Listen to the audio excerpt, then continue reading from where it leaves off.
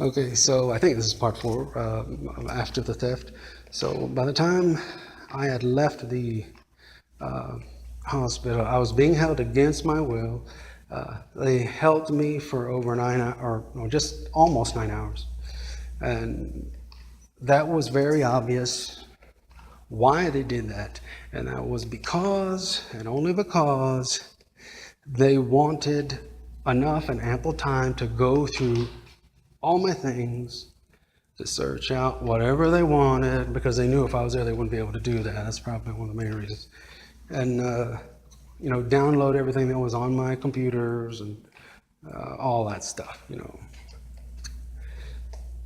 Well, now comes when I got back. My cars, of course, everything had been like, was gone, moved, or whatever.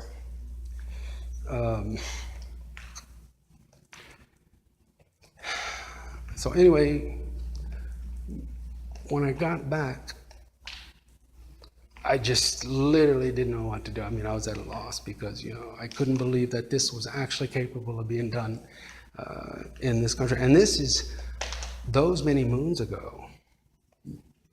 Like I said, by the time most people nowadays that have found out that something's going on, I had already been through that. And they're chased, they're guinea pig, they're whatever, long before. And I will tell you this too, nothing was allowed after that.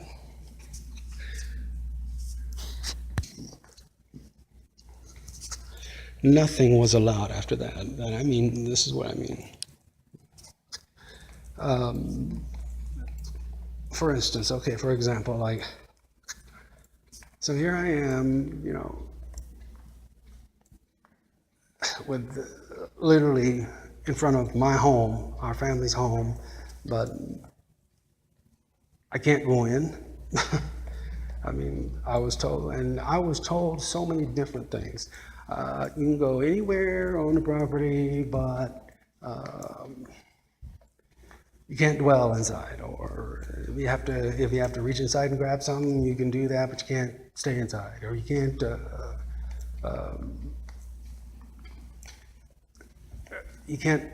go around the windows, or you can't go around, you can't stay in the driveway, or you can't, it was always different. Well, one time when, and it had started to rain at this point as well.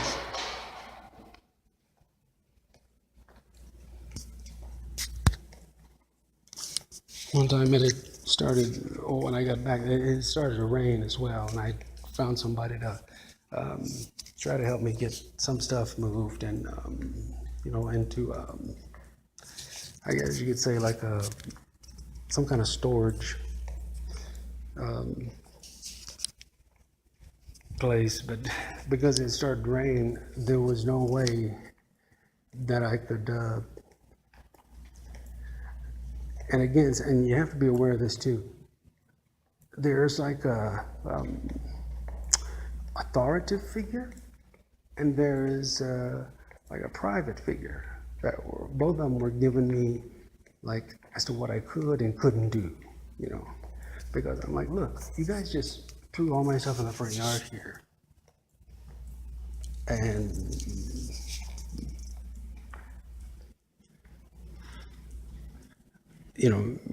what am I supposed to do? It's all going to get ruined. It's going to get wet, So I had asked the one on the, which was actually the one that had the say-so. If I could, put whatever few things, that were just big and valuable, or even little and valuable, in the, all right. So bottom line was, all right, yeah, you need to, just stick whatever inside the door. That's fine. To stick, like big things, inside one of the doors or whatever. That's fine, just to keep them, get them wet. And I said, and I'll be back to, because I was in the midst of trying to find somebody. I found one person, and he could only help me so much. Ended up not, so I had to find somebody else. But ended up finding somebody to help me move what was left that I could, because that was the biggest issue. Of course, by the time you get back, a lot of the stuff is gone because of who, comes by and takes everything. And they know that, and I wouldn't be surprised. I don't want to tell you how I really feel, but I wouldn't be surprised. I'm just putting this out there. They're their family and friends, of course, when they know something's available. What do you think? You think they're going to take it or not? Anyway, so, I got hassled about that and whatever, but, it was very strange because one of those times I was out there just trying to get things together, what, I could let go and what I couldn't, which all ended up going anyway. I was trying to separate it, but what had ended up happening was I actually felt I was kind of being blessed at that point, because everybody thought it was some kind of yard sale. Because one of these days fell on a Saturday. So, and as it turned out, which was badly needed, of course, there was quite a bit of things, that were ended up being of our old things that ended up, being able to be sold. Of course, I didn't sell what I thought we couldn't, but all right. So when I had returned on one particular day, because I was just doing stuff as fast as I could, and I didn't want to alarm anybody, and I was trying my best to avoid any kind of other confrontations. Whatever monies would come from that, I just, because I didn't want to keep it on me, because, if people are going to come by and just take whatever they want, I mean, good Lord, they're probably going to be able to, come by and just do whatever they want anyway. So I ended up, I think it was close to well, it was cash. It was, not a lot, wasn't, nothing major, but let's just say it was a few $100s, but it was badly needed, and very thankfully received. Well, because it was like that, and I was busy outside trying to attend to everybody and save things, and all of this was on myself. Whatever, these wads that people were giving me, I ended up, when I put another item just right inside the door there until I could come back and get it, I would, put those particular monies in a particular spot, and it was, very, very much out of the way. And unviewable, of course, from outside. But of course, when it returned, that was gone. And, like I said, it's only because they are watching, and in most cases in a very legal way. Before they had actually come by to do the theft, here's how they will get inside your place. Another slick way they get inside your place. I'm going to explain two things here, and then I'm going to end this part of it, because I think you got the gist of it. as far as the kidnapping that took place. But they'll create a situation where you have to call them. Like they'll steal something off of your front porch, like a lawn chair or something, somewhere you have to actually end up calling them for. Or they'll show up.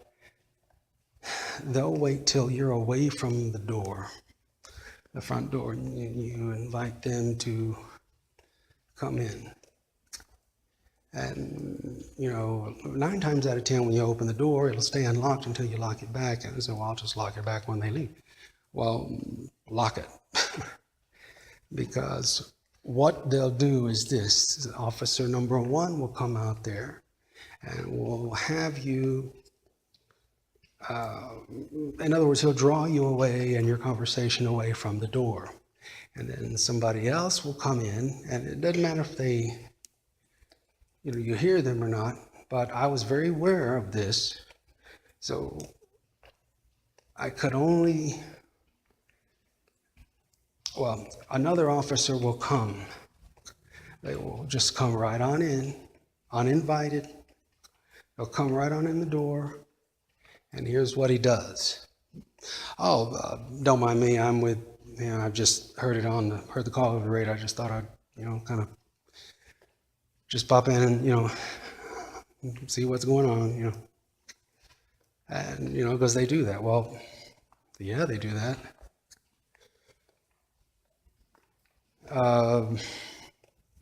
So I kept my eyes on this person. And lo and behold, he was looking for the best place, it seemed to, because he had something in his hand. It was between his fingers, and he kept kind of like, like the okay sign you give when you have somebody okay with one hand. He was like handing it off to each hand in between his fingers as he was looking for whatever spot he was going to put this wherever, whatever it was. Well, I just knew not to let him out of my sight, but he ended up being able to get out of it for just a split second. And I don't know if you can picture this, but he ended up, I could, where I was with the other officer, I could see the kitchen and the living room, and then up the stairs. So I was kind of actually at the optimal point to kind of have full view of at least where I was. So I saw him duck quickly into what I guess you'd call the laundry room. And very quickly I told the officer, excuse me for a minute. And I said, excuse me, could you please remain where I can see you? Because I just, I was telling him I'm just honest. I'm honest. I just have to be vigilant of everyone. So he's already answered this call because somebody had stolen something off our front porch. And,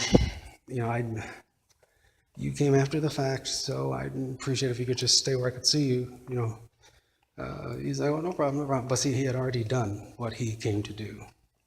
He had already ducked in another part of the house it took like 2 seconds. And of course, I'm not going to mention what I found or did or did not find, let's just put it that way, from that point. But that all got proven, if you remember me saying so. One of those 2 things that they did when they came for the theft that day, that ended up proving to be one of them. Actually, there might have been 3 things, but anyway. So that was one of them. Anyway, the other thing I wanted to clarify too here was, in the last part, I had mentioned something called, when the police say stop resisting. So it looks like I'm going to have to come back in the next part and do that as well. So I'll be right back with you here.